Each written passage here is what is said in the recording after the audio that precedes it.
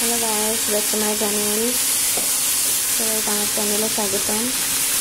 এই যে আজকে একটা পাঁচমিশালি সবজি রান্না করছি। প্রথমে পাঁচফোড়ন দিয়ে দিয়েছি, তারপরে সবজিগুলো দিয়ে দিয়েছি, একটু আদা বাটা, জিরা বাটা, হলুদ, লবণ, মরিচ দিয়ে দিয়েছি। ভালো করে কষিয়ে নেব। একটু ধনিয়া গুঁড়ো দিয়ে দেবো। চিংড়ি মাছ ভেজে তুলে রেখেছি, চিংড়ি মাছগুলো দিয়ে দিব। নামানোর আগে ভালো করে কষিয়ে নিয়ে জল দিয়ে দিব। তারপরে ফুটে উঠে মাছগুলো দিয়ে সিদ্ধ হয়ে গেলে নামিয়ে নেব। হয়ে গেল পাঁচমিশালি সবজি। ধন্যবাদ সবাইকে। চ্যানেলটি লাইক, কমেন্ট এবং শেয়ার করে দিবেন, সাবস্ক্রাইব করে দিবেন। ধন্যবাদ।